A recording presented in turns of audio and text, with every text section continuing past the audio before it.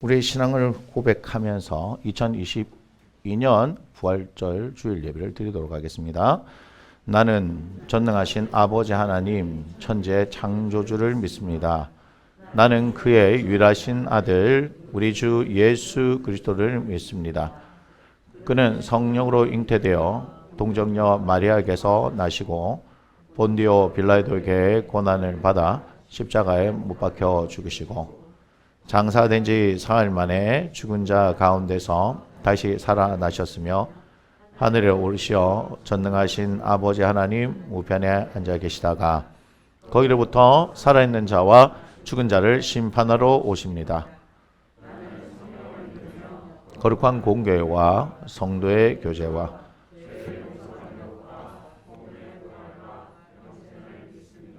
아멘. 우리 함께 선포합니다. 이러므로 하나님 그를 지극히 높여 모든 이름 위에 뛰어난 이름을 주사 하늘에 있는 자들과 땅에 있는 자들과 땅 아래에 있는 자들로 모든 무릎을 예수의 이름에 꿇게 하시고 모든 입으로 예수 그리스도를 주라 시인하여 하나님 아버지께 영광을 돌리게 하셨느니라. 아멘. 우리 찬송가 552장입니다.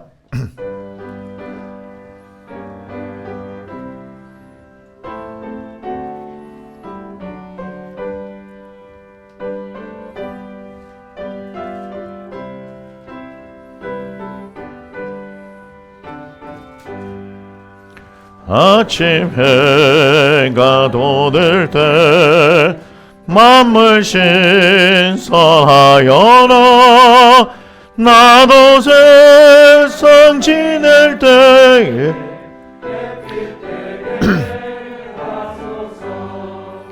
주여 나를 도우사 새와 홍성 않고서 어두운 세상 지낼 때 햇빛 되게 하소서 새로운 행방음을 보람 있게 보내고 주의 일을 행할 때 햇빛 되게 하소서 주여 나를 도우사 새와 홍성 않고서 어두운 세상 지낼 때 햇빛 되게 하소서 한 번 가면 안 오는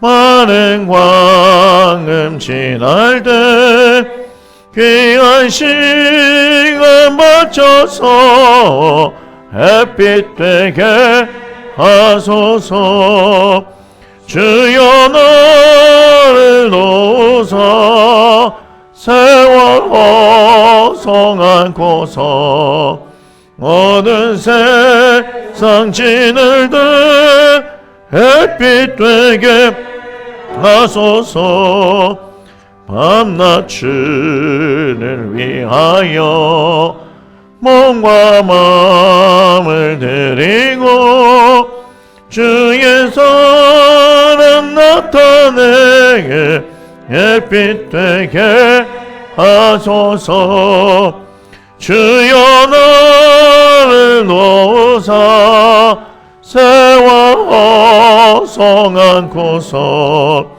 어두운 세상 지낼 때 햇빛 되게 하소서.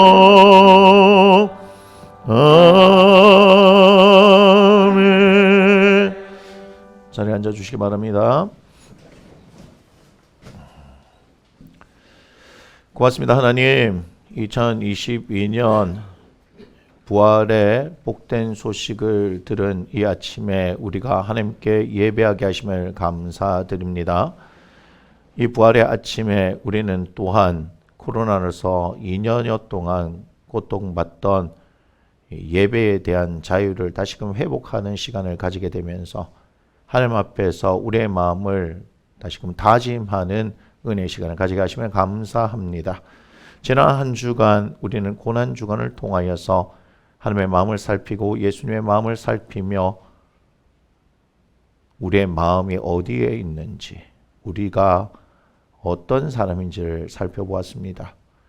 말씀을 통하여서 때로는 우리가 가룟 유다와 같고, 때로는 주님을 모른다고 부인했던 베드로와 같고, 때로는 거짓으로 사람들을 선동하던 대제사장과 장로들과 같으며, 때로는 골고다에서 예수님을 모욕하던 욕하던 우리는 강도였습니다.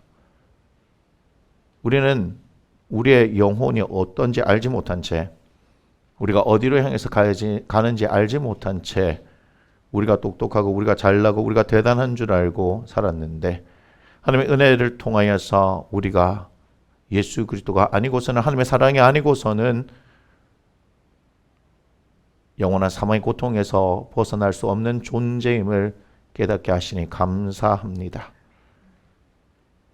차마 골고다에서 엘리 엘리 라마 사박다니 나의 하나님 어찌하여 나를 버리셨나이까 절규하시던 주님을 쳐다볼 수 없었던 우리들이었지만, 사망이 우리 주 예수 그리스도를 가두어 놓을 수 없다는 것을 오늘 이 부활의 아침에 빈 무덤을 통하여서 확인하게 되오니, 다시 살아나신 예수 그리스도, 우리를 위해서 십자가에서 죽으시고 다시 살아나신 예수 그리스도, 그분의 말씀을 듣고 그분의 현존 앞에서, 그분의 임재 안에서 우리가 영원한 생명의 기쁨을 누릴 수 있는 이 예배가 되게 하여 주옵소서.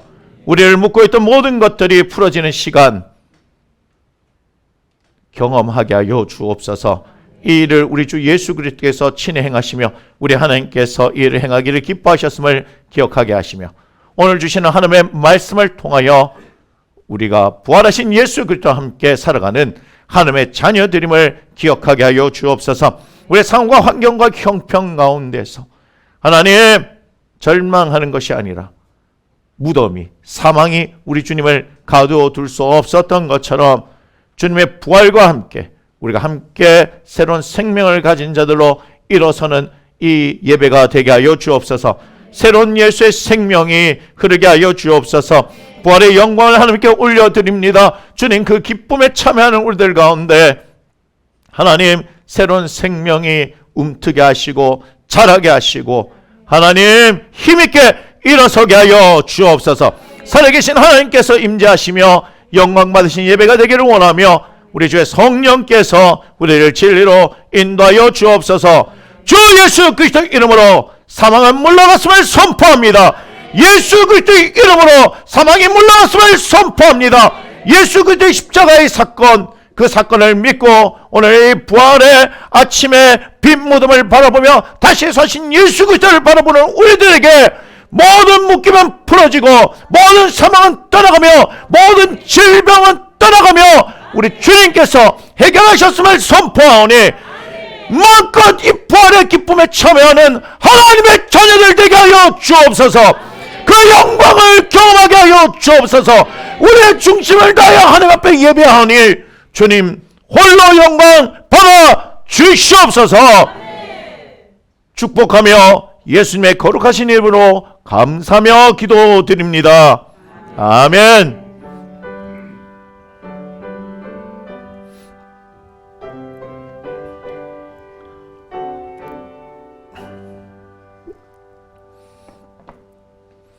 함께 우리가 나눌 말씀, 마태복음 27장 57절에서 28장 10절의 말씀인데요.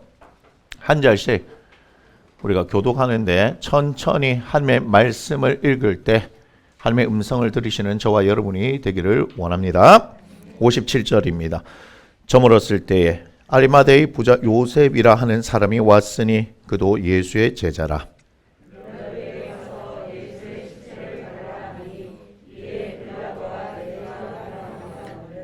요셉이 시체를 가져다가 깨끗한 세마포로 싸서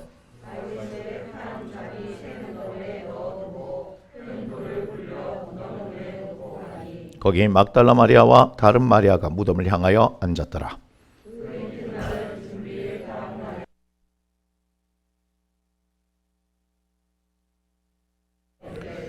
주여 저 속이던 자가 살아있을 때 말하되 내가 사흘 후에 다시 살아나리라 한 것을 우리가 기억하노니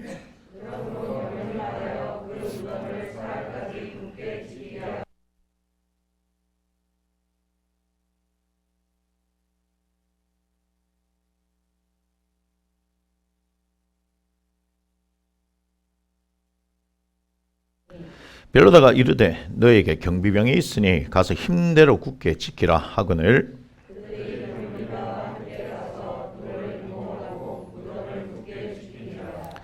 안식일이 다 지나고 안식 후 첫날이 되려는 새벽에 막달라 마리아와 다른 마리아가 무덤을 보려고 갔더니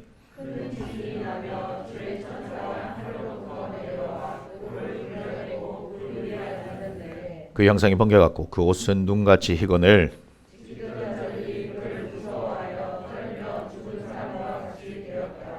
천사가 여자들에게 말하여 이르되 너희는 무서워하지 말라 십자가에 못 박히신 예수를 너희가 찾는 줄을 내가 아노라.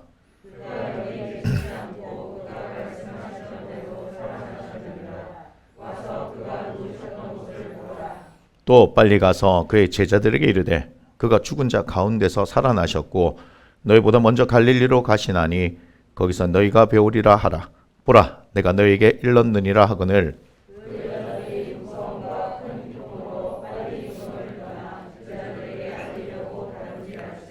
예수께서 그들을 만나 이르시되 평안하냐 하시거늘 여자들이 나아가 그 발을 붙잡고 경배하니 함께 읽습니다. 이에 예수께서 이르시되 무서워하지 말라 가서 내 형제들에게 갈릴리로 가라 하라 거기서 나를 보리라 하시니라. 아멘. 우리 함께 축복합니다. 사랑하는 자여 내 영혼이 잘된 같이 내가 범사에 잘되고 강건하기를 내가 간구하노라. 아멘. 오늘 말씀의 제목입니다. 함께 읽습니다. 빈 무덤 슬픔이 아닌 우리의 큰 기쁨입니다. 아멘. 빈 무덤 이것은 우리 주 예수님께서 부활하셨다는 확실한 증거입니다.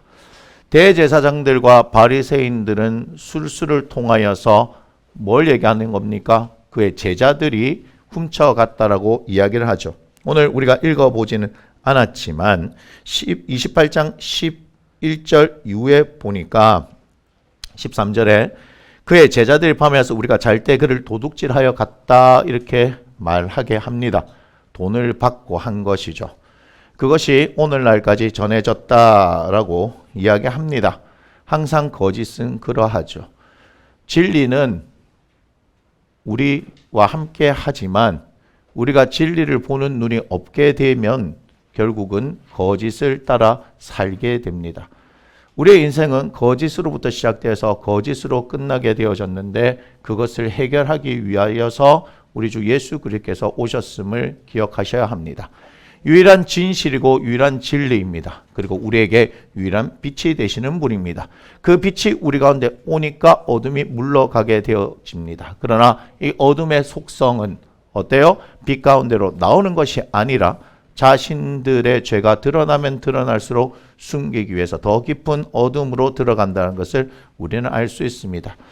대제사장과 바리새인 이들에게 예수 그리스도께서 오셨지만 그들은 빛 가운데로 걸어가는 것을 선택한 것이 아니라 어둠 속으로 더 깊은 어둠 속으로 들어가기를 작정하였습니다. 그러하기에 그들의 눈이 가려져서 예수님이 진리인지 모르고 환한 빛이 있는데도 불구하고 그들이 맹인이 되어서 수많은 사람들을 맹인으로 인도하여 구덩이에 빠뜨리는 결과를 나타냈다는 것을 우리가 알 수 있습니다.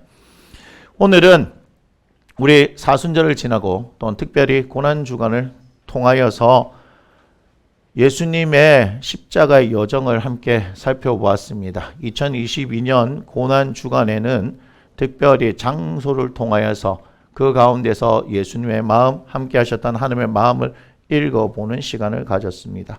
베다니 나병 환자 시몬의 집부터 우리는 출발을 했습니다. 그 뒤에 6월절 최후의 만찬 자리에서 예수님을 보았고요.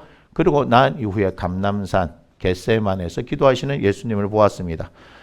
또한 군병들에 이끌려서 대제사장 가야바 뜰에서 모욕당하는 것, 거짓 증거하는 것들을 보게 되고요. 그 가운데 베드로의 3번 거짓으로 부인하는 장면을 보고, 또한 우리가 빌라도 총독에게 끌려갔다가 결국은 사형의 언도를 받는 것을 보게 됩니다.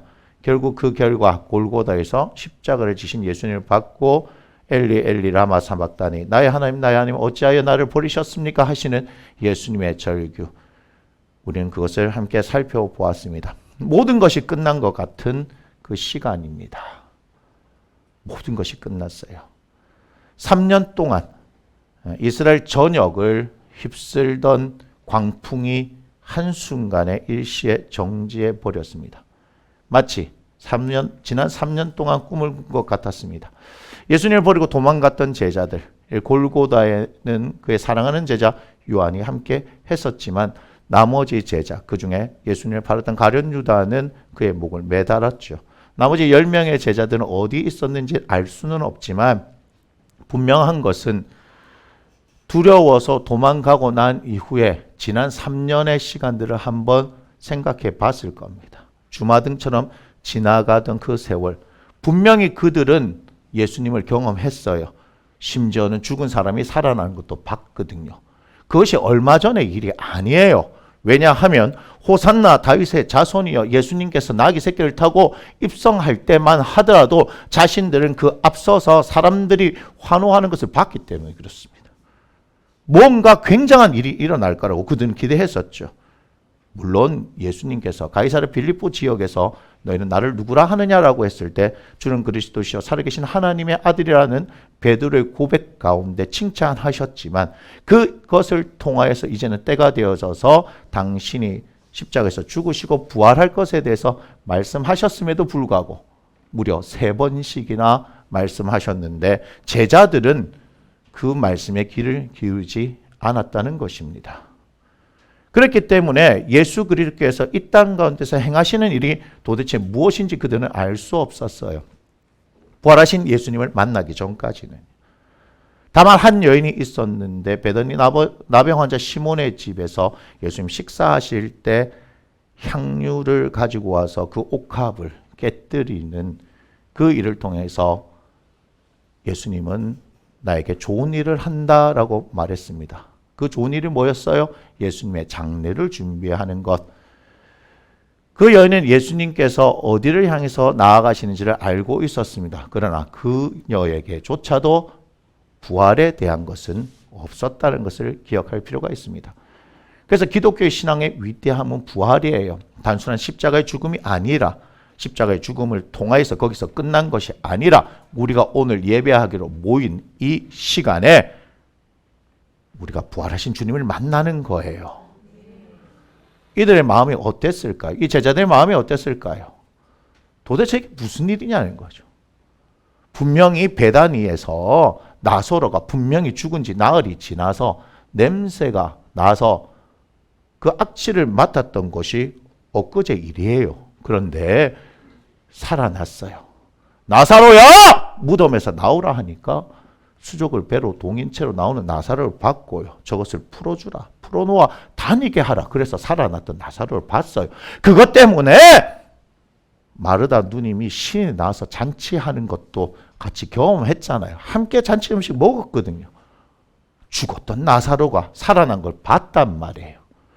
이런 대단한 주님인데 힘없이 끌려가는 이 모습이 도대체 무슨 일인지를 알 수가 없는 거예요. 베드로, 야고보, 요한은 더 정신을 차릴 수가 없었을 겁니다. 도대체 이게 무슨 일이냐 이 말이에요. 가룟 유다가 똑똑한 줄만 알았는데 세상에 우리 주님을 파는데 야 너희들 중에 너희 하나가 나를 팔리라라고 했을 때 덜컥 겁이 나서 나는 아니지요 라고 얘기했는데 가룟 유다가 뻔뻔하게 그렇게 얘기할 때만 하더라도 우리는 감쪽같이 속았던 거. 비난의 화살을 누구한테 돌리고 싶었을까요? 우리가 이렇게 된 거 가룟 유다 때문에 아니냐라고 생각하고 싶었지 않았겠냐 이 말이에요. 사람은 그래요. 자신에게 일어난 불행한 상황, 자기들이 원하는 상황과 다르게 흘러가기 시작하면 뭐예요? 생각하기 시작하죠.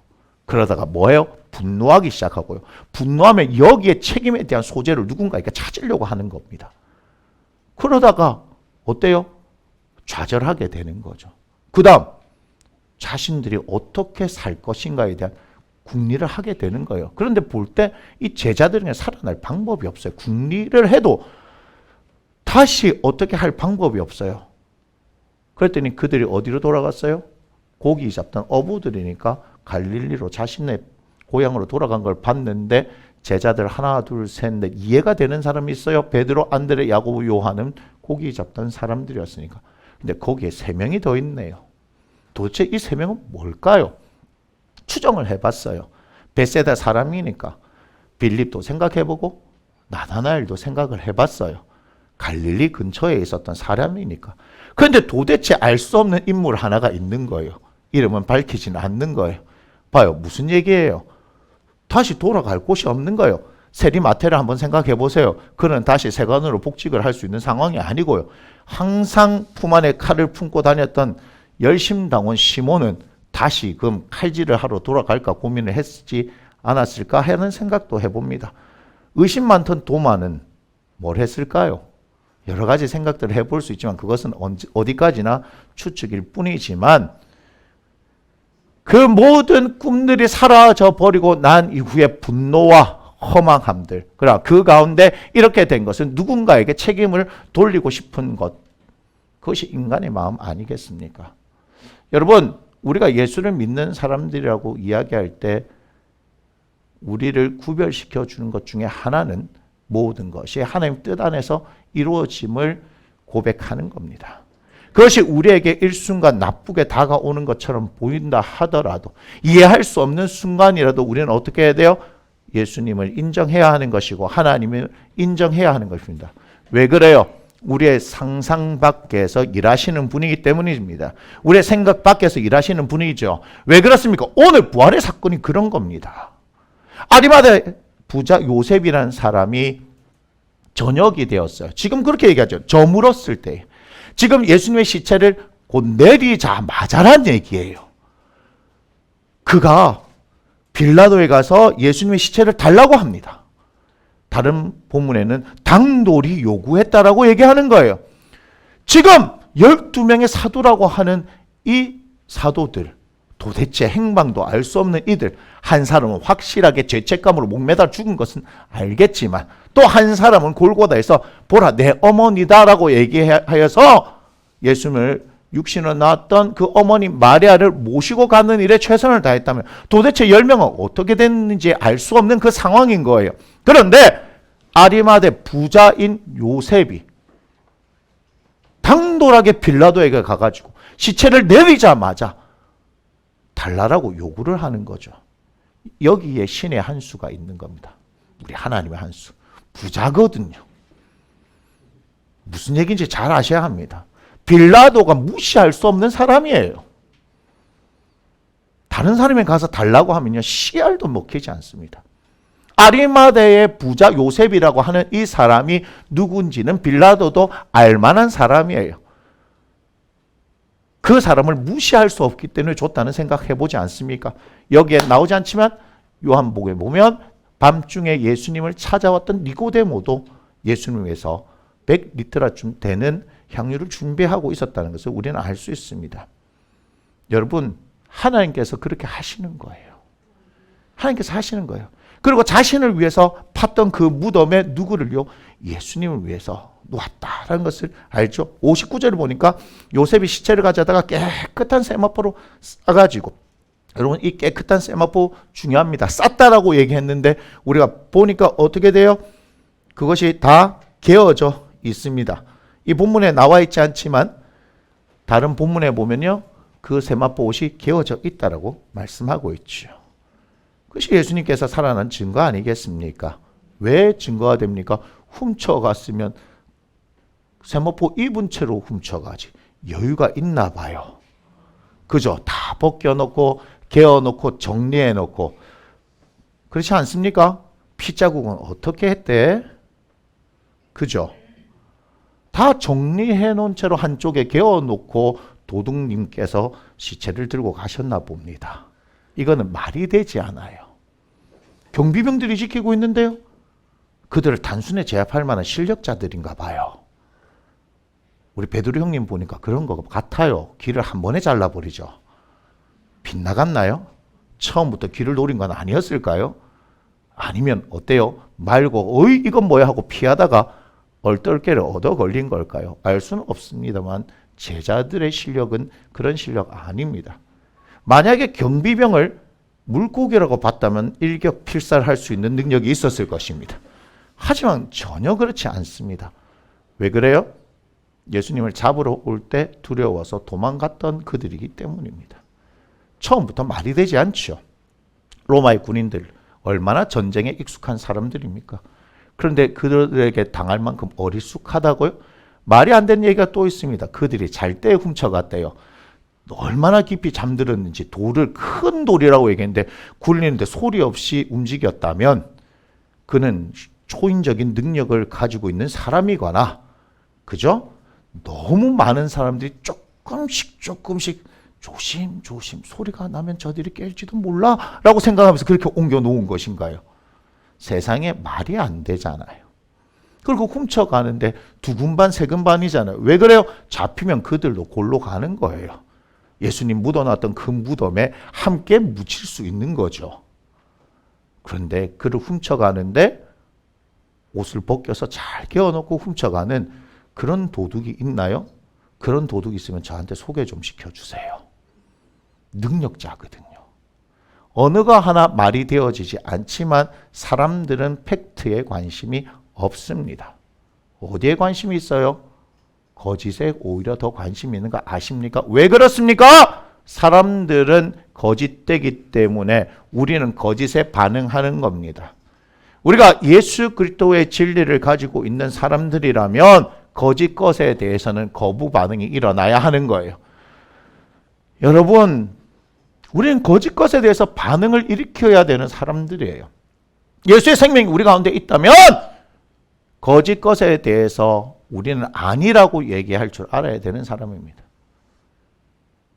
거짓 것이 분별이 되어지지 않는다고요? 우리는 그렇다면 분별력이 떨어졌네요. 하나님의 말씀으로 진리의 영이신 성령을 따라서 우리는 분명히 분별된 삶을 살아야 합니다. 무슨 생각을 해야 될지, 무슨 말을 해야 될지, 어떻게 해야 할지, 행동해야 될지에 대한 분명한 분별이 있는 사람들로 우리를 부르셨습니다. 그것은 우리의 능력이 아닙니다. 진리이신 우리 주 예수 그리스도를 통하여서 우리 안에 진리의 영이신 성령께서 계시고 하나님의 말씀, 진리인 이 말씀이 우리를 그렇게 이끌어 가기 때문에 그것을 여러분 기억하셔야 합니다. 요셉이 최선을 다했어요. 60절 보니까 바위 속에 판 자기 새 무덤입니다. 자신을 위해서 만들어 놓은 무덤이죠. 그것을 기꺼이 누구를 위해서 내어놓았습니까? 예수님을 위해서 내어놓았습니다. 이것은 부자이기 때문에 그런 것이 아닙니다. 부자가 된 사람들요, 그들은요 돈을 쓰지 않습니다. 남을 위하지 않는다고요. 그래서 거룩한 부자라는 말이 과연 맞느냐 아니냐에 대한 논란이 한동안 있기도 하였지만 아무튼 부자라고 하는 사람들은 부자가 되는 이유가 있어요. 뭐예요? 제일 첫 번째, 안 쓴다. 돈 안 쓴다. 근데 제가 볼 때는 여기 부자 될 사람들이 조금 있어요. 누구라고 얘기하진 않겠지만. 하지만 제가 아는 분들은 돈을 너무 잘 써요. 부자 되세요, 제발. 지금 제가 뭐라 그랬는데 아멘을 하고 계십니까? 돈을 안 쓴다 그랬는데. 그런데 주님을 위해서 내놓을 줄 알아야 합니다. 진짜 부자들 중에서 정말 굉장하신 분들이 많죠. 존경할 만한 분들 뭐예요? 자기에 대해서는 너무 인색해요. 그런데 어려운 일을 위해서는 기꺼이 내놓지 않습니까? 우리나라에도 그런 분들이 많아요. 그죠? 그런데 한동안 많은 화제가 됐던 분이 누구냐면 윤발이 형님 아십니까? 여기에 성냥개비 하나 물고 쌍권총으로 그죠? 하셨던 그분이 뭐예요? 8천억을 내놓았잖아요. 자기 전 재산을. 자기 한 달 사는데 드는 돈이 뭐 20만 원인가 30만 원이면 충분하다고. 그걸 다 내놨잖아요. 영화에 나올 때도 멋지더만 인생이 정말 멋진 것 같아. 어디다 기부했냐고요? 사회에 기부했겠지. 한국 사람이 아니잖아. 주시니까 한국 사람인 줄 아셨어요? 예. 윤발이 형님은 한국 사람이 아닙니다. 정말 멋지죠. 그런데 그와 대비되는 우리가 너무 좋아했던 또 한 명의 홍콩 배우가 있습니다. 용희 형님이라고. 그분은 비난받죠. 그까지만 하겠습니다. 용희 형님 몰라요? 우리들의 추석과 설 특선 영화로 모든 KBS, MBC를 다 장악하셨던 그분 있잖아요. 그렇게 멋진 분들도 계셔요. 지금 아리마대 사람 요셉은 뭐라고 얘기합니까? 57절에 그도 예수의 제자라라고 말하고 있습니다. 예수님의 가르침을 따르기 위해서 힘썼던 사람이겠죠. 결국 사람들이 생각했을 때 마지막 순간에 자신의 정체를 드러냈다 이 말이에요. 하나님께서 오늘 이 성경 본문에 이분을 기록한 이유가 무엇일까요? 그에게 구원이 있었기 때문이 아닐까요? 하나님께서는 이 사람을 사용하셔서 뭘 준비하셨는지 아시겠어요? 오늘 부활의 증거를 준비하셨다는 거예요. 만약에 아리마대 부자 요셉이 없었다면 예수님의 시체는 어떻게 됐을까요? 여러분 상상해 가십니까? 이스라엘 성지순례 하는 제가 다큐멘터리를 봤는데 토기장이 지금 그 무덤 아십니까? 그 가룟 유다 은 30냥을 통해서 예수님을 팔았잖아요. 그거를 받았잖아요. 그래서 이것을 성전고에 넣어두면 옳지 않기 때문에 사가지고 뭐한다? 무덤을 만든다 이렇게 얘기했잖아요. 사서 무덤을. 그렇게 사람들을 놓는 너무 많은 사람들이 들어가는 그런 무덤들이 있어요. 이스라엘에 가면. 거기에 묻혀서 사라질 수도 있는 거예요. 여러분 이거 중요한 얘기입니다. 성경에는 중요하지 않은 얘기가 없습니다. 우리가 모를 뿐이지. 그래서 여러분들이 성경을 더 알아가면 알아갈수록 어때요? 너무너무 놀라운 일들이 많은 거예요. 새 무덤인 이유도 있겠죠. 전혀 사용하지 않은 그곳. 그런데 그곳에 지금 60절에 보니까 바위 속에 판자기 새 무덤에 넣어두고 큰 돌을 굴려 무덤에 놓고 갑니다. 요셉의 입장에서는 어때요? 예수님의 시체에 뭔가 손상이 가면 안 되니까 가시는 길 잘 보내드리기 위한 최선의 방법이에요. 자, 여기서 큰 돌 무엇을 의미하는 것 같습니까? 큰 돌. 우리의 인간적인 것으로 눈을 봤었을 때는 이제는 끝입니다라고 하는 그 상징 아니겠습니까? 굴려졌던 저 돌문이 다시금 열릴까라고 생각이 됩니까? 예수님이니까 무덤에서 죽었던 나사로 불러내기 위해서 돌을 굴려 놓아라고 말씀하셨지만 지금 예수님과 같은 분이 어디에 계시냐 이 말이에요. 그러니 요셉의 입장에서는 어때요? 마지막이다. 마지막. 이제는 이 큰 돌문을 닫는 순간에 뭐예요? 이제는 그분 가셨다. 참 좋으신 분이었는데 참 좋은 일 많이 했는데 참 많은 우리에게 울림을 줬는데 요셉은 그렇게 하지 않았을까요? 그리고 고인에 대한 마지막 예우를 한 거예요. 자, 인간적으로는 모든 것이 끝났다는 거예요. 그런데 성경은 여기서 끝이 나는 게 아니에요. 거기에 누가 있냐면요. 61절이에요. 61절 함께 있습니다. 거기 막달라 마리아와 다른 마리아가 무덤을 향하여 앉았더라. 성경이 왜 이렇게 기록해 놨나요? 다음에 무슨 일이 있을 거란 얘기예요. 막달라 마리아는 몰랐어요. 그냥 예수님을 가시는 그 길에 마지막까지 함께 하고 싶었던 마음이 있었을 뿐이다 이 말이에요. 장례 용품 하나도 바르지 못하고 그 피투성이 된 모습으로 예수님이 들어갔으니까 어떻게든 그 주님을 깨끗하게 닦아가지고 보내드리고 싶었던 그 마음만 있은 거죠. 어디에 묻히는지 봐야 되죠. 그런데 큰 돌이 그 앞을 가로막을 때 막달라 마리아와 다른 마리아 무슨 생각했을까요? 저 돌 어떻게 치우지? 누가 와서 치우지? 건드릴 수 있나요? 없나요? 없잖아요. 제자들이라도 있었으면 예수님과 함께 했던 그 제자들 장정들이라도 있으면 어떻게 부탁해서 큰 돌을 옮겨 놓을 수 있는데 어떻게 하지? 라는 생각을 하지 않았을까요? 그런데 막달라 마리아는 그 생각하고 있었는지 모르겠지만 성경은 뭐라고 말하냐면요. 거기 큰 돌을 굴려 무덤을 막아 놓았을 그때 너희들은 끝을 생각하느냐? 우리 하나님은 전혀 생각하지 못하는 새로운 반전을 계획하고 계시다는 거예요. 누굴 통해서요? 막달라 마리아를 통하여서. 할렐루야. 그런데 불안했던 모양이에요. 대장들이, 저는 대장이라고 얘기해요. 대제사장과 장로들, 대장. 여기는 바리새인이라 나와 있지만 뭐 그놈이나 그렇지 않습니까? 나쁜 놈 옆에 나쁜 놈. 예, 그렇죠. 끼리끼리죠. 끼리끼리 노는 거예요. 나쁜 놈 옆에 뭐 나쁜 놈, 뭐 더 나빠봐야 뭐 지들끼리 갈 때까지 간 놈들인데요. 왜 제가 이렇게 험악한 말을 합니까?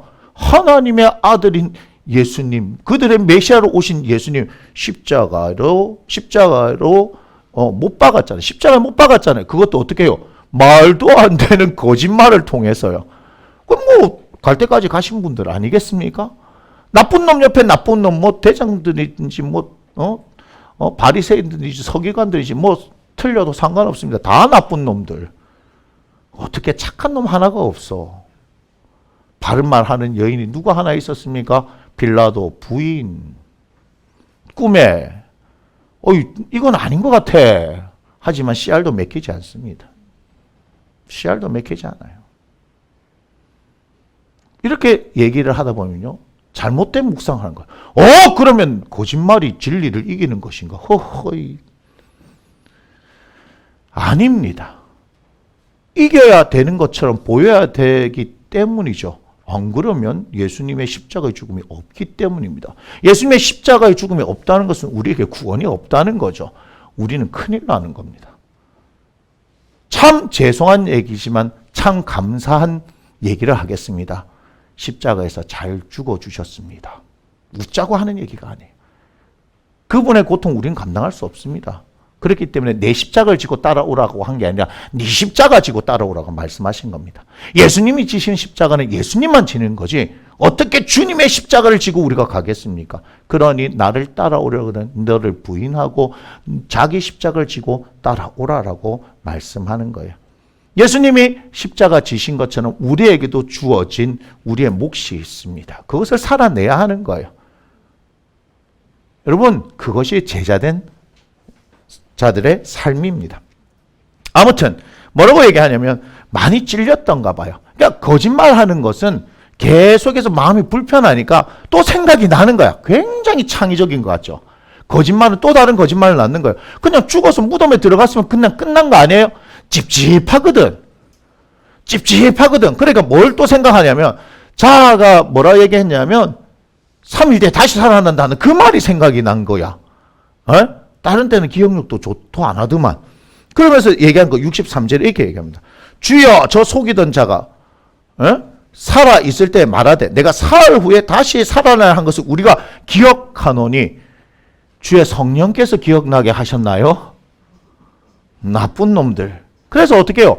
완전 범죄를 꾸미는 거 아니에요. 자기들의 거짓말을 완전히 덮어버리기 위해서. 그런데 여러분 그거 아세요? 완전 범죄는 없습니다. 범죄자들이 이렇게 갈 때 있잖아요. 거짓말 할 때 있잖아요. 뭐냐면요. 교만해서요. 속일 수 있다라고 착각해요. 그런데요. 다 남깁니다. 다 남겨요.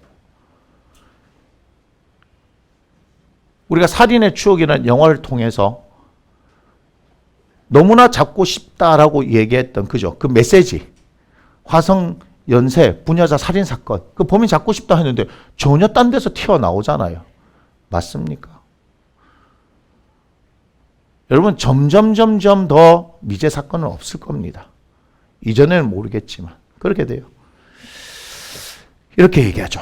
그러므로 64절 명령하여 그 무덤을 사흘까지 굳게 지키게 하소서. 왜? 하려면 하루 더 하지 왜? 3일이 아니고 4일까지 해서 확실하게 확인 더 해보지. 여기서 여러분 아셔야 된다. 패착이 드러난 거예요. 자기들 머릿속에선 사흘. 저 같으면 나흘 지킵니다. 그래서 안식 후 첫날 새벽에 주님 부활하신 거를 못하게 하겠죠. 그런데 어때요? 인간의 머리에 한계인 거죠. 그래서 거짓말을 합니다. 거짓말을 하죠. 그죠? 그래서 후에 속임이 전보다 더 클까 합니다. 이렇게 얘기합니다. 지들 생각이에요. 도둑놈 눈에는 도둑놈만 보이는 거예요. 무슨 말인지 아시겠어요? 도둑놈 눈에는 도둑놈만 보여요. 그러니 다 지 같은 생각할 거라고 하는 거죠. 아닙니다. 그러니 빌라도가 그래 너희들 마음대로 해봐라 하면서 경비병을 주는데요. 보세요. 65절에 뭐라 그랬냐. 빌라도도 찔렸던 모양이에요. 빌라도가 이르되 너에게 경비병이 있으니 뭐라고요? 가서 힘대로 굳게 지키라. 지도 알거든. 무죄하다는 걸 알거든. 다시 살아나면 안 될 것 같잖아. 살아나면 어떻게 하려고? 다시 죽이려고. 여러분 모르겠어요? 빌라도는 전혀 생각지 못했는데 그 사람이 그런 얘기를 했어. 야, 큰일 났네 이거. 만약에 진짜 다시 살아나면은 야 나도 이상한 거야. 여기서 이상한 믿음들이 생기는 거예요. 제자들은 다시 살아날 거라 생각도 못했는데 아리마대 사람 요셉은 그냥 큰 돌로 굴려서 했는데 찔리는 게 있으니까 혹시라도 만에 하나 진짜로 살아나면은 큰일 나잖아요. 그러니 빌라도도 어떻게 하네요? 가서 힘대로 굳게 지켜라 이렇게 얘기하는 거예요. 이게 이성적으로 맞는 얘기입니까? 다 거짓에 휩싸이니까 뭐가 진짜인지 알 수 없어요. 만약에 빌라도가 지정신이라면 뭘 하겠습니까? 죽는 거 확인했지? 어떻게 확인했습니까? 옆구리를 찔러가지고 확인했잖아. 옆에 있던 애들 어떻게 했어? 빨리 죽이려고 다리를 꺾어버렸잖아. 그런데 가은은 다리 꺾을 것도 없이 먼저 죽어버렸어. 쓸데없는 소리 하지 말고 가. 그까지 해줬으면 됐지. 뭘 더 요구해. 그리고 지금 경비병이 그죠? 그거 하려고 있는 게 아니잖아요. 일들도 많아 죽겠는데 이것들이 쓸데없는 소리들 한다. 이렇게 돼야 되는데 뭐예요? 지도 찔리니까 그래 하자 하면서 어떻게 해요? 뭐랍니까? 힘대로 굳게 지키라. 단디 지키라. 사람은 어떻게 죽이비라 그 자리에서. 돌무덤 한 개 갖고 안 되면 두 개를 막든지 세 개를 막든지 봉쇄를 하든지 어떻게 해요? 다시는 어떻게 우리의 범죄가 드러나서는 안 된다 이 얘기 아니겠어요? 안 보이십니까? 사람이요 처음이 어렵지 두 번, 세 번 하면요 나쁜 짓을 하면요 점점점 뭐가 없어요?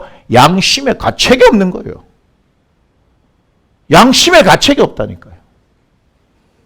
그런데 그랬거나 말거나 여기까지 인간이 할 수 있는 최선을 다하는 거예요.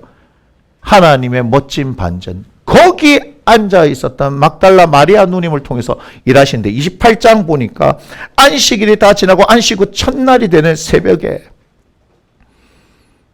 나이가 많아서 잠이 없는 것이 아닙니다. 제가 여쭤봤어요. 나이가 많이 들면 잠이 없으십니까? 아니 초저녁에 잠이 온대요.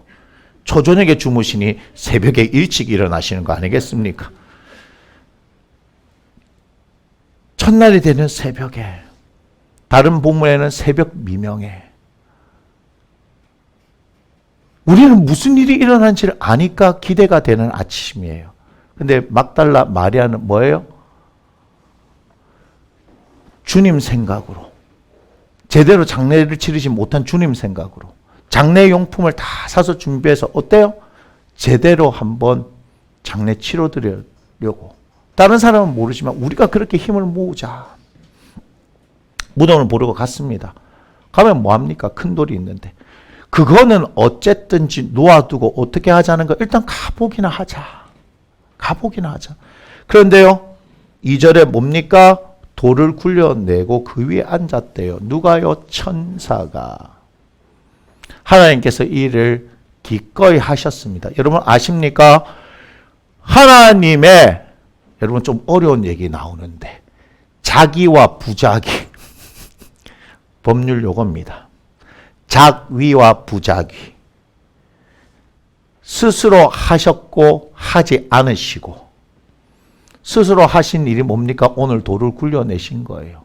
스스로 하지 않으신 것은 십자가에서 예수님의 절규를 외면한 겁니다. 십자가에서 나의 하나님 어찌하여 나를 버리십니까? 버리셔야 돼요. 고개를 돌려야 돼요.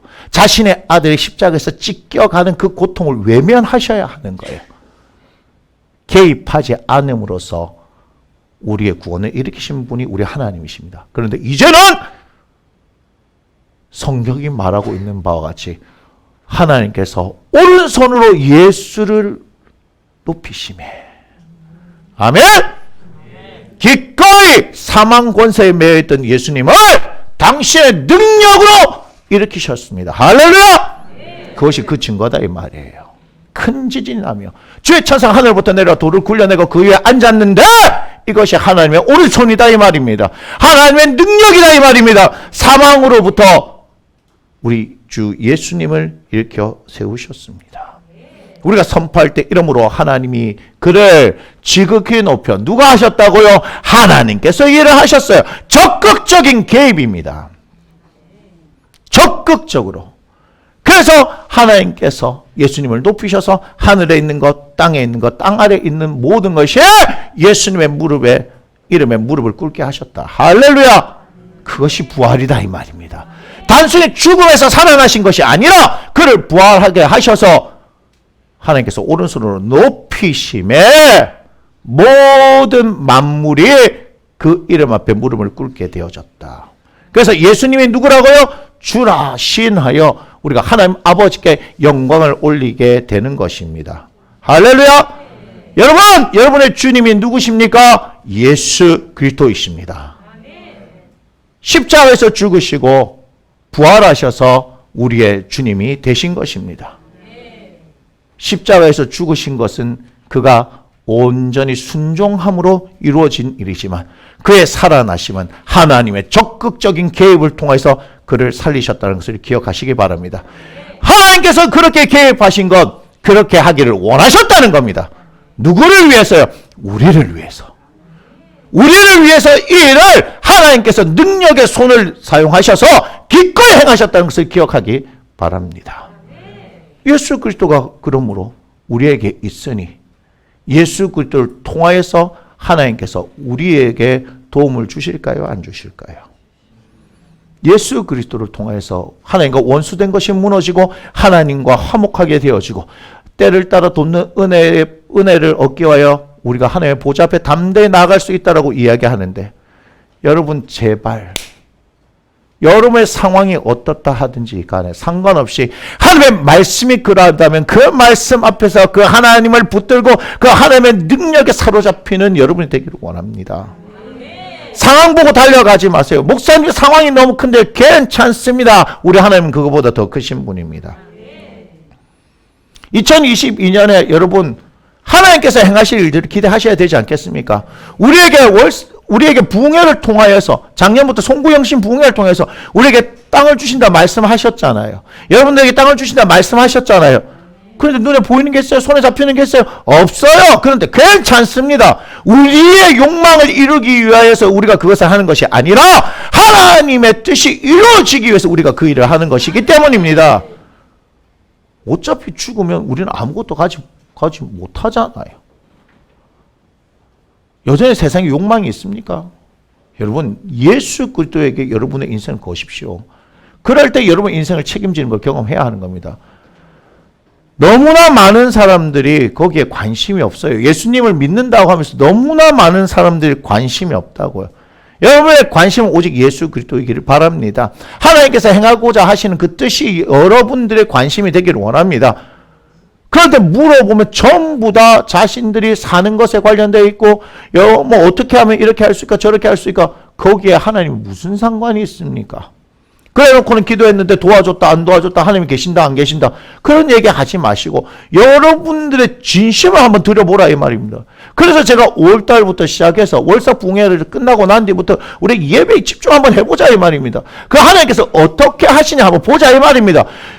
사랑하는 나무 심는 교회 가족 여러분, 우리는 하나님께 우리의 중심을 드림으로 말미암아 하나님께서 바꾸신 걸 경험하자 이 말입니다.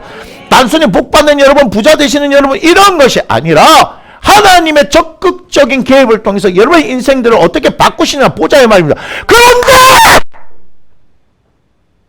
관심이 없어요. 집중하지 않아요. 그래서 늘 언제나 목사님 사모님 하나님이 계십니까? 기도해도 소용이 없어요. 아니요. 하나님 살아계세요. 그분은 그분의 방법으로 역사하세요. 왜 잘 되면 내 탓이고 못 되면 하나님 탓이에요.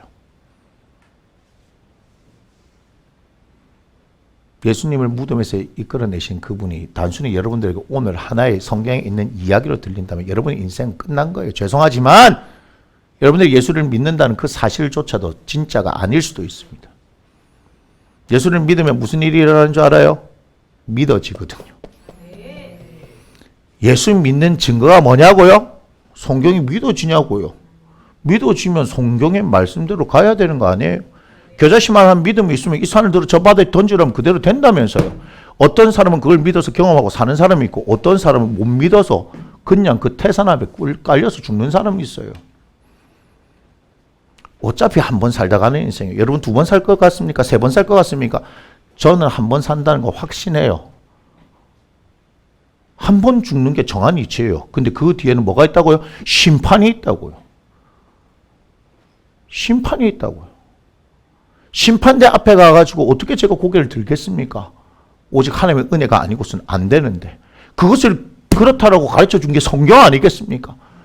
나는 하나님 앞에 설 수 있는 거룩한 존재가 아니에요. 근데 예수 그리스도 믿음을 말미암아 그 피로 말미암아 우리의 모든 죄를 덮어주시고 간과해 주시니까 하나님 앞에 설 수 있는 거 아닙니까? 어제 새벽에 기도하는데 골고다의 그 십자가의 예수님을 묵상하는데 제게 말씀하시더라고요. 빚진 자다! 이렇게 얘기하더라고요. 제가 예? 이랬어요. 잘 생각해 보래요.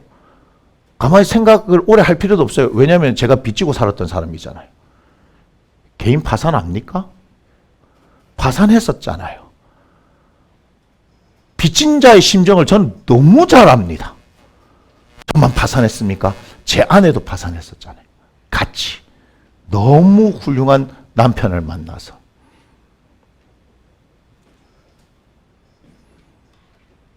근데 어때요?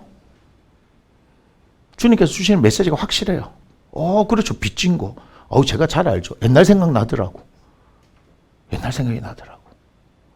근데 그렇게 말씀하시는 의도가 뭔지 아세요?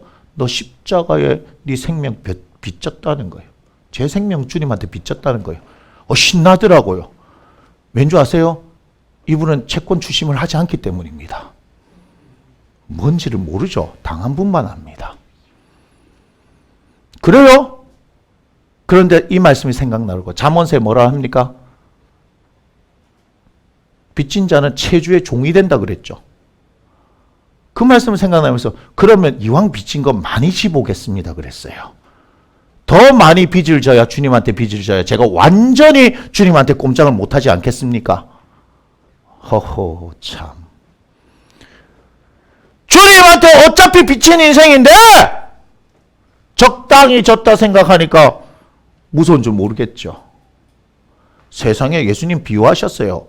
10,000데나리온 탕감 받은 사람이 10,000달란트인가요? 어쨌든 엄청 많이 빚진 거 탕감해 줬는데 가다가 100데나리온 빚진 사람 보고 어떻게 하라고요? 내 나이 자스가 이렇게 하잖아요. 그 생각했죠. 10,000달란트 갖고는 안 되겠더라고요. 비유가 그렇잖아요. 우리가 달란트 비유 알죠? 그게 금이라면 한 달란트가 지금 현재 시세로 20억쯤 되더라고요. 계산하지 마세요. 10,000달란트. 그런데 우리가 얼마나 교만한지 그 정도 탕감 받아갖고는 감사한 줄 모르더라고요. 저는 성경을 통해서만 근거를 찾아 생각하거든요. 주님, 이왕이면 한 100,000달란트쯤 빚지면 안 되겠습니까? 이왕이면 통 크게 1억 달란트쯤 빚지면 안 되겠습니까? 그래야 저라는 놈은요, 저라는 인간은요, 주님 앞에서 꼼짝달싹하지 못하지. 적당히 빚져갖고는 나도 10,000달란트 빚진 놈처럼 그렇게 살 것 같은 교만한 놈이다. 이왕 빚진 거 더 많이 빚지게 해주세요. 더 많이. 주님한테 더 많이 빚지게 해주세요. 빚져서 완전히 주님의 종이 되게 해주세요. 꼼짝달싹도 할 수 없는, 주님의 숨소리만 들어도 꼼짝달싹 할 수 없는 그런 빚진 놈 되게 해주세요. 그랬더니 어제 저보고 일어나라 하더라고요. 그 일어나서 같이 걷재요. 그래서 제가 쳐다봤어요. 요밖에 못 걷는데. 그래서 일어나서 걸었죠. 걸으면서 제가 있는 문제를 얘기했어요. 언제까지 제가 이렇게 살아야 됩니까? 이거는 빚진 자의 말투가 아니지만 걸으니까 좋아가지고 정신을 잠깐 놓았던 모양이에요. 도와주시려면 확실하게 도와주세요. 무슨 얘기인지 아시겠어요? 주님한테 빚지기로 작정했으면 확실하게 주님 더 빚지겠습니다. 주님이 빚쟁이라면 내가 얼마든지 내가 빚진 자의 심정을 알기 때문에 주님께서 저에게 말씀하신 거예요. 더 빚을 져야 되겠습니다. 주님. 더 빚을 져야 되겠습니다. 주님한테 더 빚져야 되겠습니다. 그 새벽에 여러분 골고다가 눈물바다인지 모르겠지만 저는 신이 나 죽겠더라고요. 너무 신이 나더라고요. 야, 김 목사, 너 빚진 자야. 네 나한테 빚 있어. 이러더라고. 어떻게 갚아요? 목숨밖에 없는데. 근데 목숨이 2개가 아니잖아요. 하나잖아요. 어차피 한 번 드릴 거면 질김에 많이 줘야 되잖아요. 여러분 5,000원 훔쳐도 도둑놈입니다. 저는 법정에서 실제로 봤다라고 얘기했죠. 법대에 다닐 때 법원 견학 갔는데 5,000원 훔쳐가지고 징역 1년 6개월 받는 거 봤습니다. 20살짜리가. 곧 군대 간다 그랬는데 제가 판사의 말을 잊을 수가 없어요. 나는 용서해주고 싶지만 법이 정한 게 있어서 뭐라 그랬는 줄 알아요? 상습이라는 단어를 쓰더라고요. 그래서 1년 6개월 때리고 난 뒤에 아버지를 부르더라고요, 판사가. 미안하다고. 그런데 어떻게 할 수가 없다고. 제가 그걸 다 봤어요. 하필이면 법정 가서 견학 갔네. 그래서 얘기합니다. 5,000원 훔쳐서 도둑놈 될 것 같으면 한 5,000조쯤은 훔쳐야 되지 않겠습니까? 무슨 말인지 잘 알아들으셔야 돼요. 어차피 나쁜 놈 되기로 했으면 큰 나쁜 놈이 돼야 돼요. 어차피 인생 망했으니까. 근데 저는 그렇게 하기 싫거든요. 다시 주님한테 빚졌으면 빚진 자의 심정을 제가 알거든요. 그렇다면요, 주님한테 더 빚져야 제가 주님의 종이 확실하게 되겠더라고요. 적당히 하면요, 다시 머리 쳐든다니까요. 주님한테 꼼짝달싹도 할 수 없는 그런 관계가 돼야 되죠. 그런 채무를 져야 되는 거예요. 그걸 알아야 하는 거예요.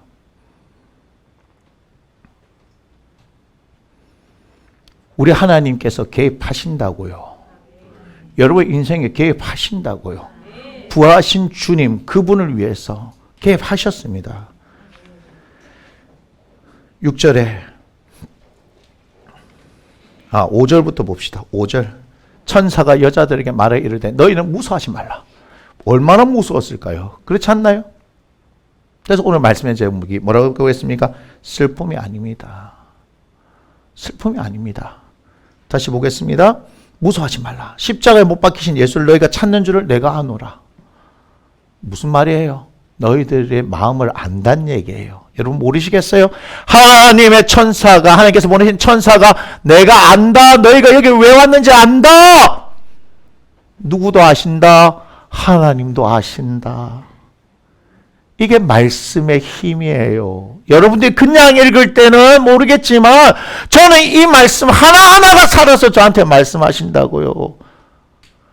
막달라 마리아에게 말씀하시잖아요. 네 마음 하나님도 안다. 그가 여기 계시지 않고 뭐라고 말씀하십니까? 6절에. 자, 우리 함께 읽습니다. 그가 여기 계시지 않고 그가 말씀하신 대로 살아나셨느니라. 와서 그가 누우셨던 것을 보라. 할렐루야. 말씀하시던 대로. 우리 예수님은 말씀하셨으면 그대로 됩니다. 왜요? 그분이 말씀이시기 때문에. 하나님의 말씀은 말씀하셨으면 그대로 되는 거예요. 그분은 죽음만 말씀하셨던 것이 아니라 다시 사실 것도 말씀하셨어요. 그러니 하나님의 말씀이 얼마나 중요하냐 이 말이에요. 이 모든 것이 하나님의 말씀이잖아요. 그런데 우리는 하나님의 말씀을 믿지 않아요. 인정하지 않아요. 그러니까 우리 삶 가운데 아무런 일이 일어나지 않는 거라 이 말이에요. 격차가 점점 벌어질 겁니다. 제가 안타깝지만 영적으로도 부익부 빈익빈이 있다고 말씀드렸잖아요. 가진 자 더 가집니다. 한번 맛본 사람은요, 더 주님을 맛보기를 원해서 그런 거예요. 와서 그가 누우셨던 것을 보라. 계시냐 안 계시냐 이 말이죠. 안 계시지. 뭐예요? 확실히 다시 사셨다는 겁니다. 아멘. 그러니 8절에 그 여자들이 뭐예요? 무서움과 큰 기쁨으로. 무서움과 큰 기쁨인데 이 무서움과 큰 기쁨 중에서 어떤 감정이 클까요? 무서움이겠어요? 큰 기쁨이겠어요? 만약에 여러분들에게 무서움이라고 하면 이거는 한번 생각해 봐야 합니다. 큰 기쁨 아니에요? 왜요? 죽으셨던 그분을 위해서 내가 장례 절차 제대로 치르려고 왔는데 그분이 살아나셨잖아요. 뭐부터 문제였어요? 큰 돌부터 문제였다니까요. 그런데 돌을 굴려야 되냐 말아야 되냐 고민도 없고요. 이 향품을 바르면서 내가 얼마나 울겠어. 아니에요. 주님 몸 피 묻은 그것을 닦아드리면서 손에 구멍이 나고 발에 구멍이 나고 옆구리에 막 엉망이 된 걸 닦아내면서 얼마나 울겠어. 무슨 얘기인지 아세요? 그래서 제가 다시 제목 보여드렸어요. 제목 뭐라고 얘기합니까? 슬픔이 아닌 우리의 큰 기쁨이라고요. 여러분 장례식장 가니까 가족들 하니까 막 보내드릴 때 울잖아요. 맞습니까? 없던 눈물도 나더라고요. 그죠?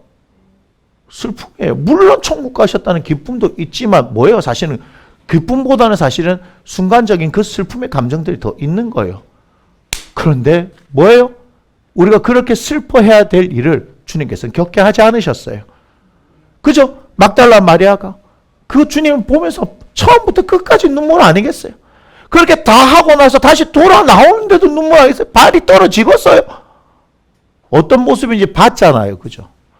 십자가에서 처참함도 있지만 이제는 1대1로 그 앞에서 직접 그 주님의 굳은 싸늘한 시체를 만졌다면 평생 트라우마로 남지 않겠습니까? 그래요, 안 그래요? 그렇잖아요. 그런데 우리 주님은요, 그렇게 우리에게 슬픔을 주시는 게 아니에요. 큰 기쁨으로. 그러니까 뭐라고 얘기합니까? 8절에 예수께서 그들을 만나 이르시되 평안하냐! 평안하냐! 부활하신 예수님은 이 여인들에게 뿐만 아니라 제자들에게도 나타나셨을 때 평안으로 오셨습니다. 평강으로 오셨습니다. 할렐루야! 요한복음 14장 27절에 평안을 너에게 준다라고 말씀하시면 내가 주는 평안은 세상이 주는 것과 같지 않다라고 말씀하시잖아요. 여러분 우리 주님이 있으면 평안이에요. 우리 주님 계시면 평안이라고요. 여러분 살아계신 우리 주 예수 그리스도를 만나면 우리 가운데 평안이 있다는 거예요. 여러분 여러분 인생 가운데 불안하십니까? 부활하신 예수 그리스도를 바라보십시오. 빈무드로 달려가십시오. 그곳에서 죽어서 싸늘한 시체로 피범벅이 된 채 굳어있는 우리 예수님에 있는 게 아니라 그곳에는 빈 무덤이에요. 빈 곳이라고요. 우리의 예상을 뒤엎어버리는 반전이 존재하고 있는 곳이에요.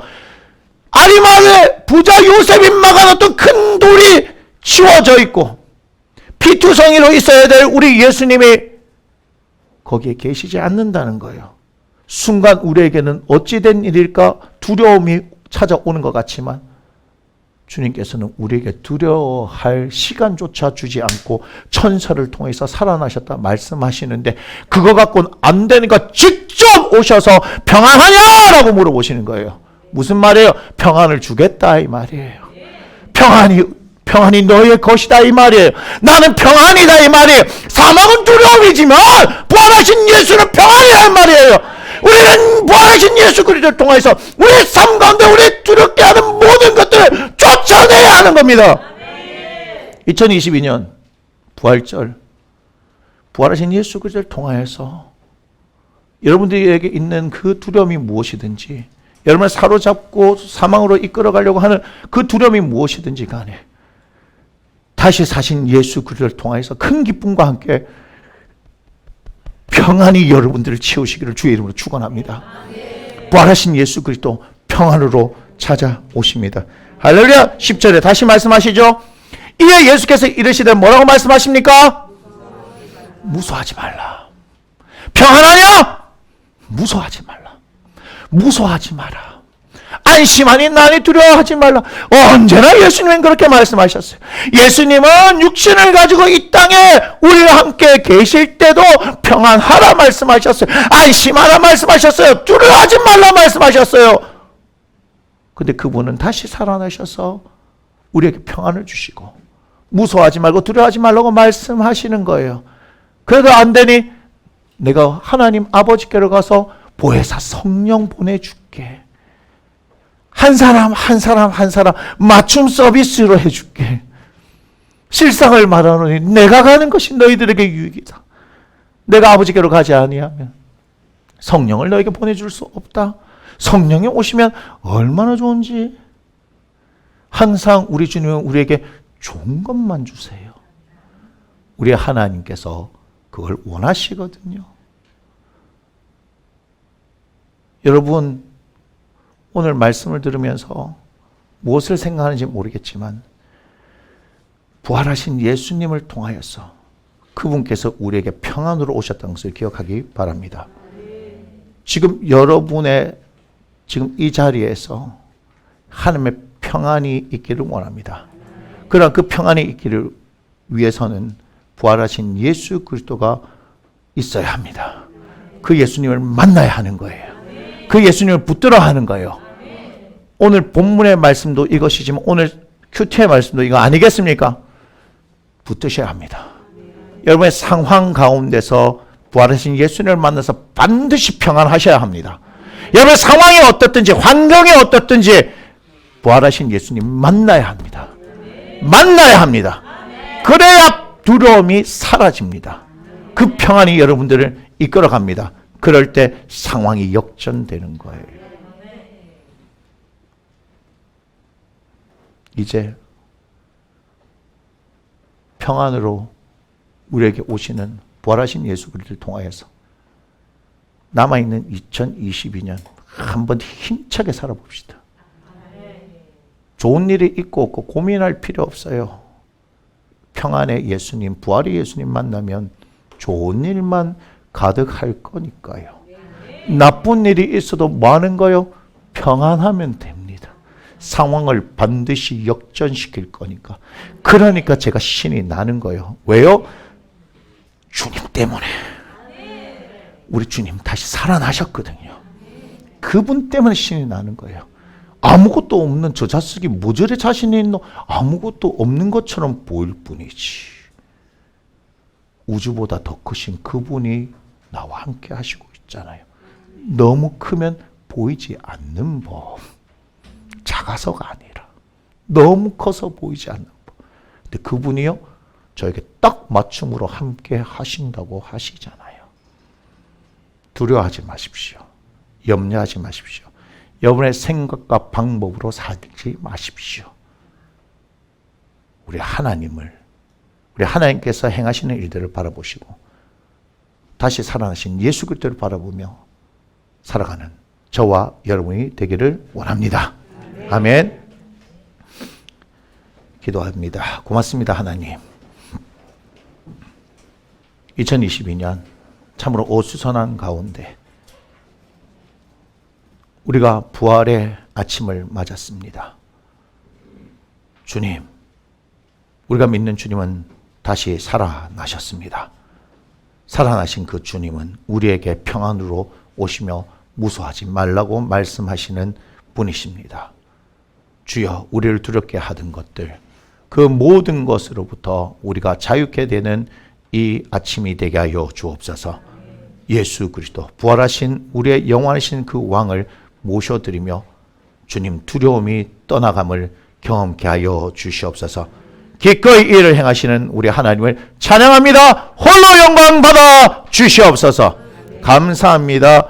예수님의 거룩하신 이름으로 기도드립니다. 아멘.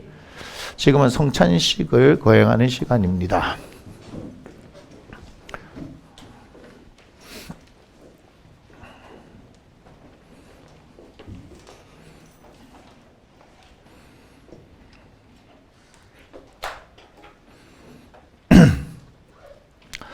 기도하겠습니다. 고맙습니다.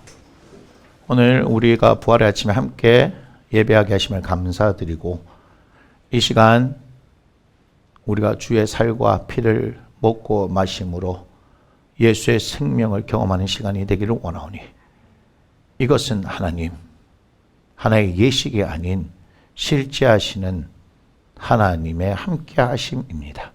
생명의 역사가 흐르게 하여 주옵소서. 예수의 생명을 경험하는 이 시간 되게 하여 주시옵소서. 축복합니다. 예수님의 거룩하신 이름으로 감사하며 기도드립니다. 아멘. 우리가 이번 고난주간을 통하여서 말씀을 묵상했을 때 화요일 둘째 날이죠. 최후의 만찬, 유월절 식사 자리를 우리가 보았습니다. 저는 그 말씀을 나누고 난 이후에 기도하면서 말씀을 묵상하는데 우리 주님께서 무슨 일을 하셨는지 하는 것을 보았습니다. 유월절, 성경에 특별히 요한복음에 보면은 세 번의 유월절을 경험하는 게 나옵니다. 2장, 6장, 12장이에요. 그렇다면 이 제자들과 함께 유월절 식사를 했던 것은 최소한 한 번은 더 있었지 않았을까라고 생각을 해볼 수 있는 거죠. 그런데 우리가 봤던 그 유월절 식사 자리는 여느 때의 유월절과 다르죠. 특별히 그곳에 이름을 붙이는데 우리는 그것을 최후의 만찬이라고 말씀하십니다. 최후의 만찬 자리에서 우리 주님께서 주시려고 했던 것이 무엇일까?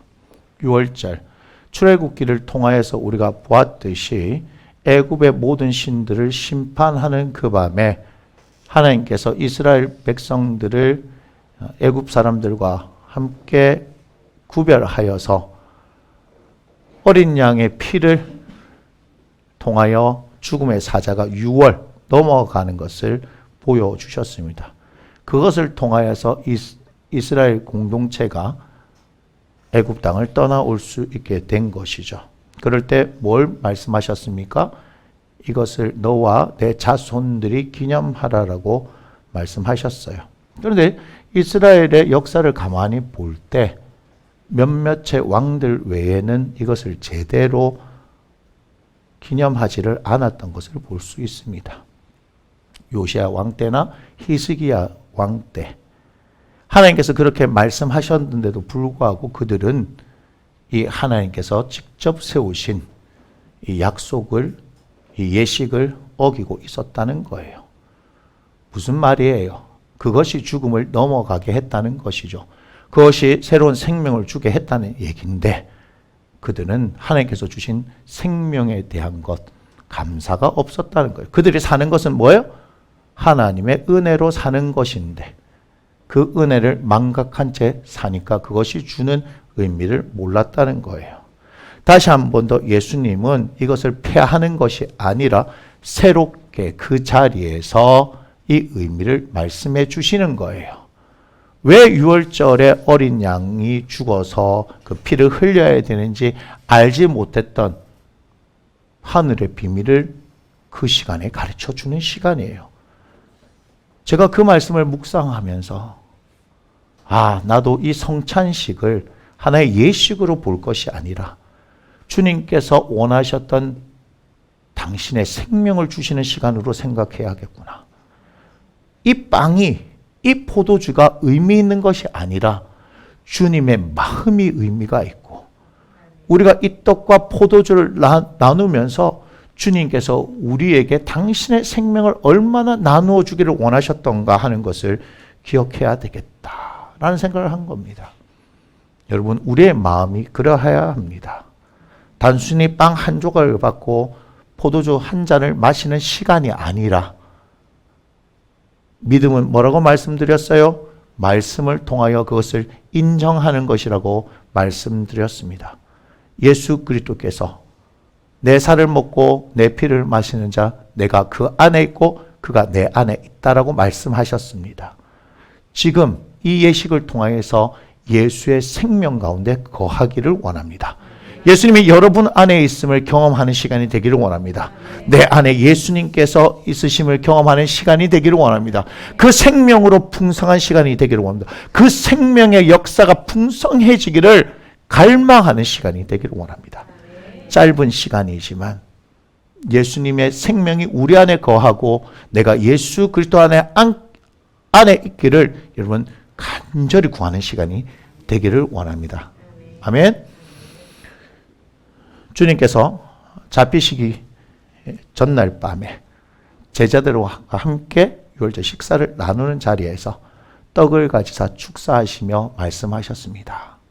이것은 내가 너희를 위하여서 주는 내 몸이다 라고 말씀을 하셨죠. 또한 식사하시는 그 자리 가운데서 잔을 드시사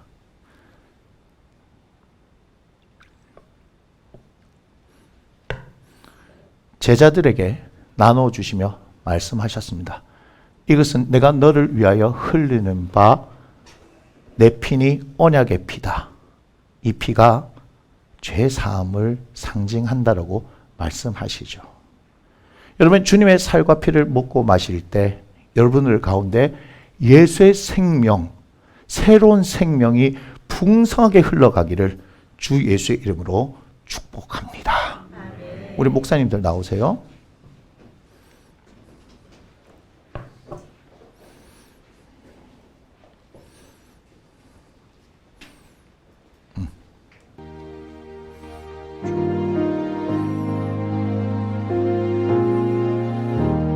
제가 먼저 나누겠습니다.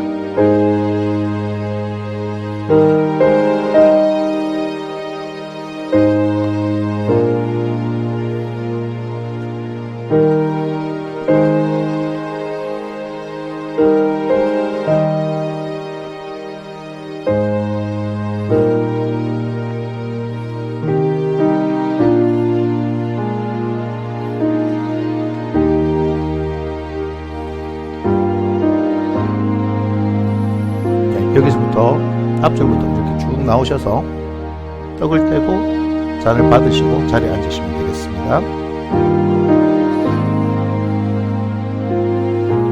받으신 분들은 예수님의 생명을 묵상하시고 그 생명이 여러분들 가운데 풍성히 흐르기를 기도하셨으면 좋겠습니다.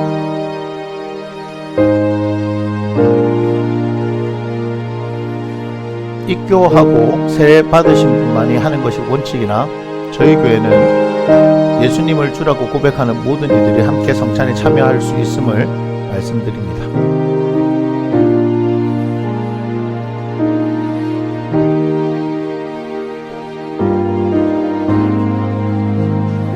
앉으신 분들은 기도하고 있으세요.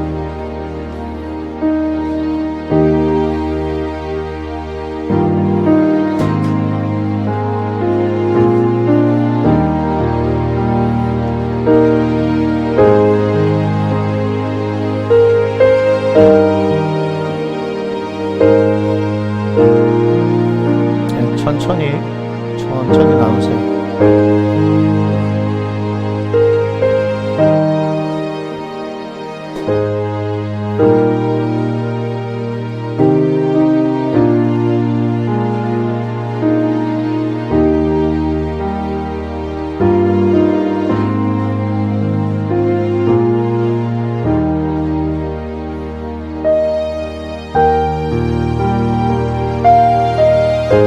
주님의 살과 피를 먹고 마시는 여러분들 가운데 우리 예수님의 생명이 풍성히 흘러가기를 원합니다. 도둑이 오는 것은 죽이고 멸망시키려는 것이요 내가 오는 것은 너에게 생명을 주되 풍성히 주시기 원해서라고 말씀하신 그 주님의 말씀을 기억하시기 바랍니다. 참여 안 하십니까?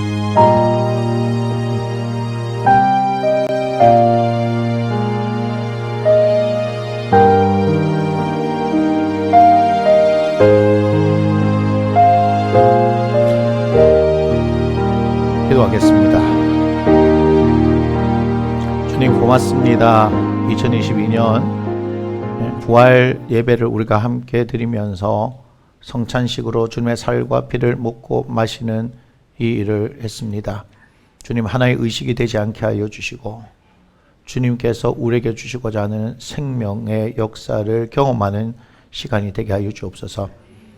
주님의 그 간절한 마음을 받아 누리는 시간이 되게 하시고 우리의 삶 가운데 풍성한 생명의 역사를 경험하게 하여 주옵소서. 많이 메말라 있는 사람들이 있습니까? 오늘 이 시간을 통해서 다시금 일어서게 하여 주옵소서. 두려움에 떠는 자들이 있습니까? 오늘의 말씀을 통하여 일어서게 하여 주옵소서. 건강이나 재정이나 관계에 어려움을 겪고 있는 사람들이 있습니까? 그들의 삶에 대한 불안과 초조함들이 있습니까? 주님, 부활의 주님을 경험하게 하시고 평안의 주님을 경험하게 하여 주시고 무서워하지 말라, 두려워하지 말라, 내가 너와 세상 끝까지 함께 하시겠다는 주님의 분명한 메시지를 듣고 일어서는 당신의 자녀들 되게 하여 주옵소서. 축복합니다. 예수님의 거룩하신 이름으로 감사하며 기도드립니다. 아멘. 우리 함께 일어나서 찬양 드리겠습니다.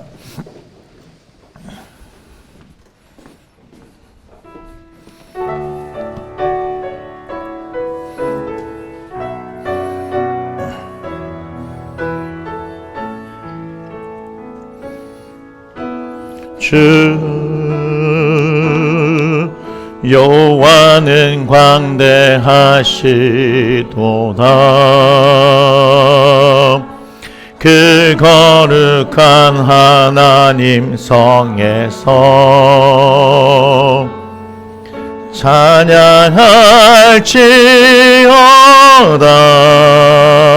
찬양할지어다. 주 승리 우리에게 주셨도다. 주 승리 우리에게 주셨도다. 모든 원수 물리치셨네. 엎드려 절하세.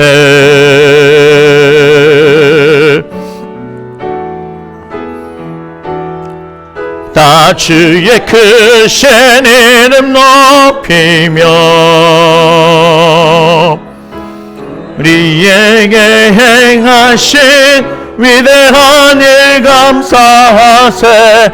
오 주의 신실하신 그 사랑 온 땅과 하늘 위에 온 땅과 하늘 위에 계셔 홀로 영원하시 이는 주 여호와는 광대하시도다. 우리 한 번 더 고백합니다.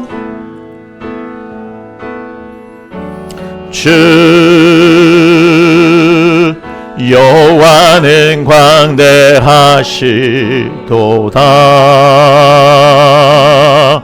그 거룩한 하나님 성에서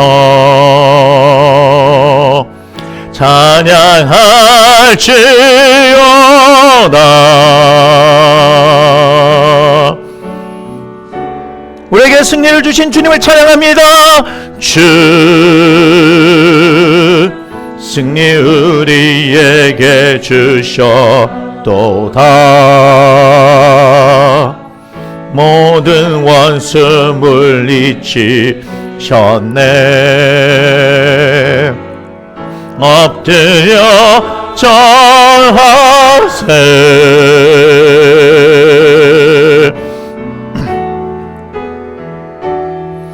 나 주의 크신 이름 높이며 우리에게 행하신 위대한 일 감사하세. 오 주의 신실하신 그 사랑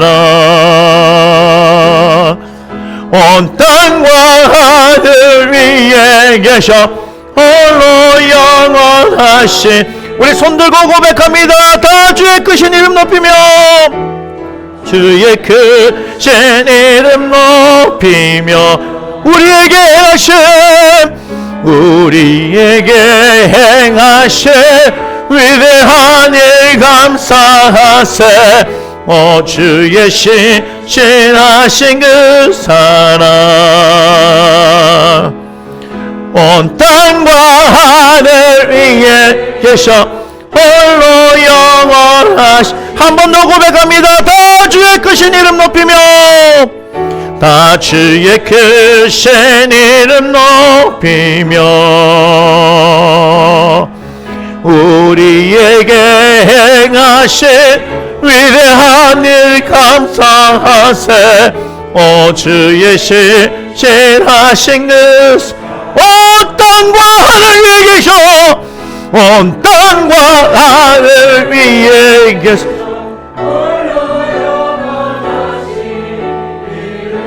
할렐루야. 박수로 하나님께 영광을 올려드립니다. 할렐루야.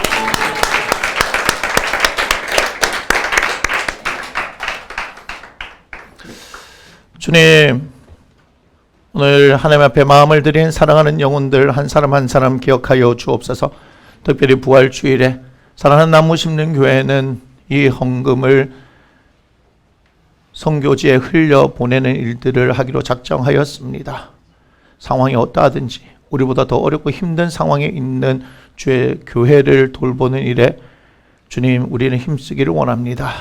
주여, 이 일에 기꺼이 동참하는 하나님의 자녀들을 기억하여 주시고 주의 은혜가 넘치게 하여 주옵소서.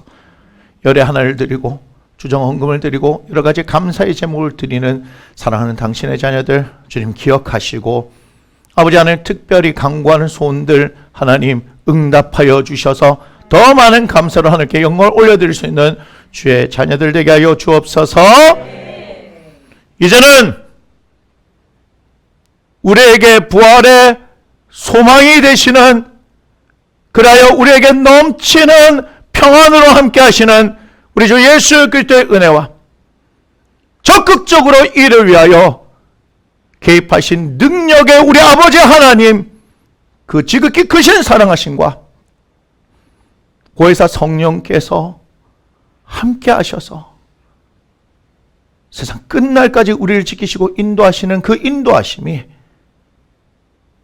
빈 무덤이 더 이상 우리에게 슬픔이 아닌 큰 기쁨으로 인 줄을 깨닫고, 그렇게 부활하신 주님과 함께 큰 기쁨으로 살아가며 2022년을 더 기대하며 살아가며 주님께서 베푸신 놀라운 은혜와 능력들을 경험하며 살아가기를 원하는 사랑하는 당신의 자녀들 머리 위에, 그들의 가정 위에, 이들의 사업장과 일터와 학과 계획과 취업과 그들의 관계와 장래 위에, 지금 함께 하나님을 예배하는 조국 대한민국 교회와 전 세계 교회 위에, 그리고 지금 이 시간에도 고통받고 있는 우크라이나 그 전쟁터 위에 지금부터 영원토록 함께 하시기를 주 예수의 이름으로 간절히 축원합나이다.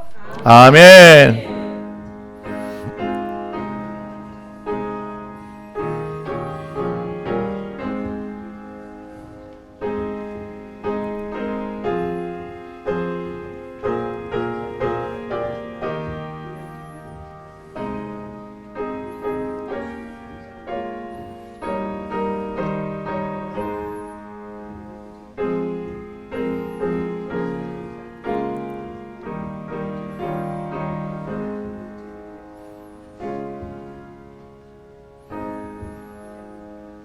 이 시간 우리 모두 함께 고백합니다. 이 모든 영광을 하나님께 올려드립니다.